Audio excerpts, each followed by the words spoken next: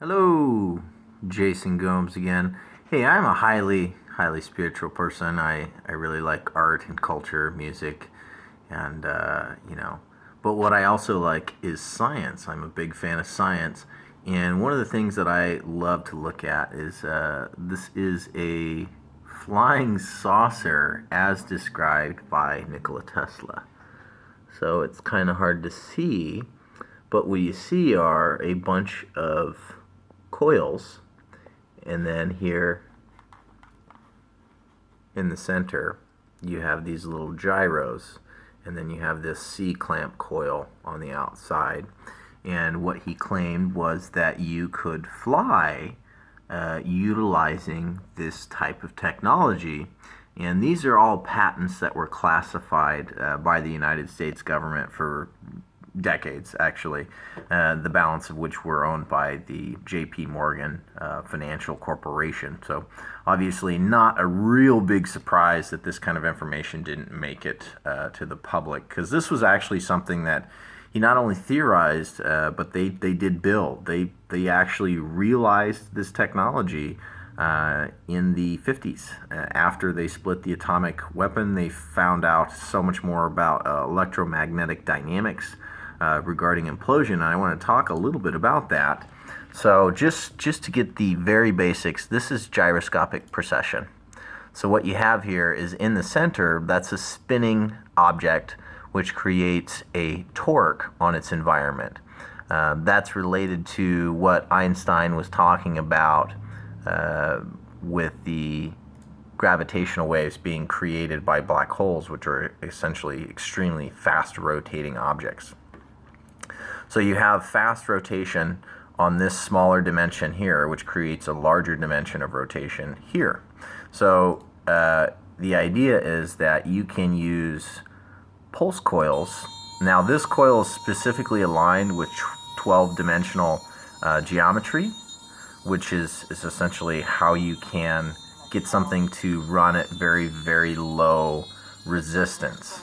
So this magnet is actually spinning north over south, top over bottom rather, right? It's not spinning in a cyclone in the cup, it's spinning around itself. So when you look at those two things, keep that in mind, that you can create gyroscopic torque using a coil and a magnet. And once you do that, you can use the gyroscopic precession and the magnetic torque that's being created by it. So it's a magnetic field that's spinning, so it's an alternating current here. It's alternating, and it's causing direct current. So it's something that's alternating, that's causing a direct current. Now I just want to explain what that looks like. So here's a diagram, and you see that these are tilted at a 45-degree angle, and they're directly in the dead center of this. And then you have the center, which is another spinning square. It's actually a utron is what it's called. And then it has a long pole, and then a ball sphere at the bottom.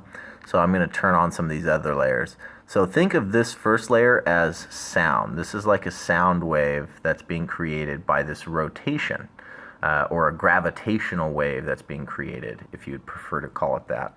And then overlapping the light waves, because of the fact that we know that this will ultimately be the North Pole of the field based on the right-hand rule. So we can actually make sure that this is actually what you would see when you were looking at the north and south field, because it's rotating on around itself this way, right, at a 45-degree angle to the surface.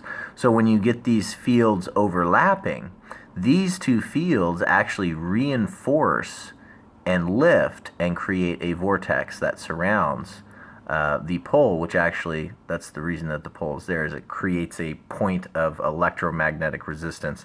Essentially, the electromagnetism is pulling up on this, and in fact is picking up the entire mechanism, like a sort of like you imagining a helicopter, but using electromagnetic blades instead of physical ones. So you don't have to worry about outside weather conditions nearly as much. It also regulates the amount of gravitational well that you experience. It essentially normalizes your gravity even in space. That's essentially what they theorized. I've never had the opportunity to sit in one of these machines, obviously, because the United States has made it a top secret project. They've embezzled trillions of dollars to research this technology, and they haven't let anybody in on it simply because of the fact that it would destroy the power well of the Rockefeller Foundation, which they control all the oil and the flow of oil in the world.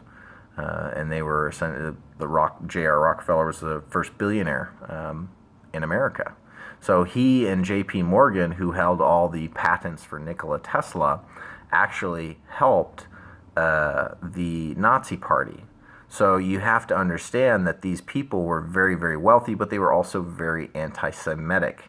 And at the time, that's why you have to understand why the Nazis sprang up with enormous resources, as well as scientific information that allowed them to create the most advanced war machine on the planet. Was they actually had, through J.P. Morgan, holding of Nikola Tesla's patents, and through the Rockefellers' financial arm, and also through the fact that they were supplying oil directly to the Nazi Party so that they could continue their air raids, as well as all of their military ongoings. Without those two groups of people, essentially it would have not been possible to have a World War II. And if they had released the technology that Nikola Tesla had intended, it would have ended any and all conflict.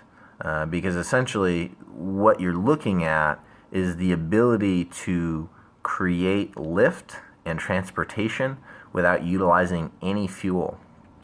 You use things like naturally occurring geometries to utilize naturally occurring forces.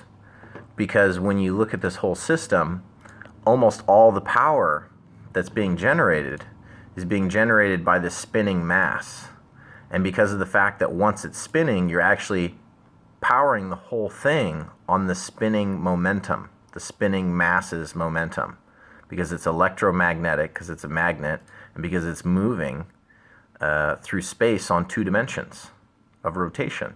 So that's really the key ideas behind the Nikola Tesla flying saucer. Of course, the elements of the materials that you use. Aluminum is very extremely important to this because of the way that it reacts with electromagnetic fields, which is why they've produced so much sodium fluoride, fluorine gas being an off product of the aluminum production process, which went way, way into overdrive, of course, after World War II, when they started developing a multi-trillion-dollar underground research project. Now, obviously, I shouldn't be talking about this because it's not very smart, especially not to talk about it in such detail. But the reality is, they can't stop all of the information.